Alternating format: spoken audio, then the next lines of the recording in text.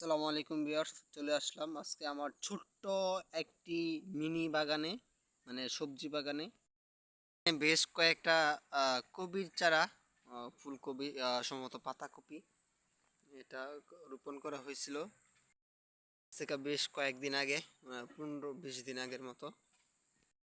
আর ওটা হলো টমেটোর ছোট্ট পরিসরে টমেটোর গাছগুলাই একটু দেখাই কাছে নিয়ে। কালকে ইতিমধ্যে খোটার কাজ করা হয়েছে, একটু গাছগুলাই দেখাই, গাছগুলাই সুন্দর।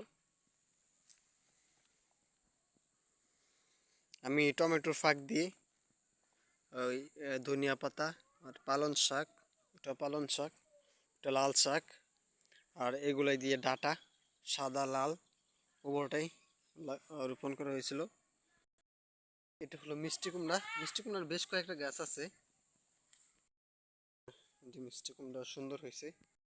একটা মিষ্টি কুমড়া গাছ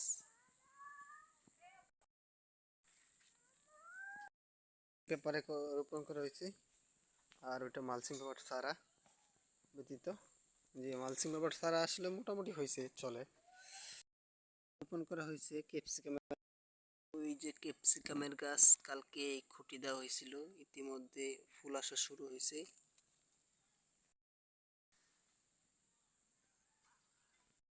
তো এবং সবচেয়ে মানে আমার আকর্ষণের জায়গা হয়েছে স্কোয়াশ গাছ।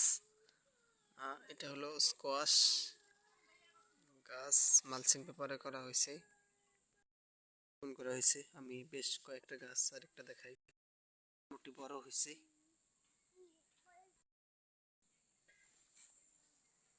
ওই যে একটু ছোট,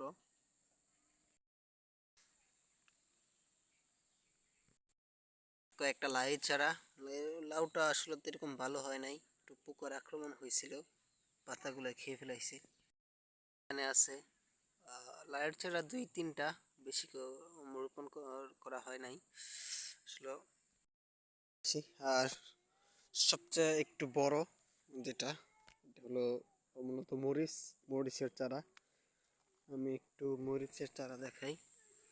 ওইটা আসলে মরিচ চারাগুলো অনেক সুন্দর হয়েছে। তো গাছ গাছ পরিষ্কার করা লাগবে।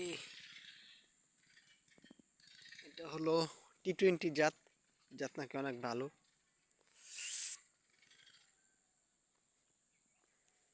এই তো আমার ছোট্ট বাগান। আসলে শীতকালে নিজের জমি নিজের হাতে রোপণ করে নিজের হাতে আহ, ফল তোলা বা হারভেস্ট করা অনেক ভালো, এবং চোখের একটা প্রশান্তি, আসলে ভালো লাগে। এখানে বিদায় নিলাম। আসসালামু আলাইকুম, ভালো থাকবেন।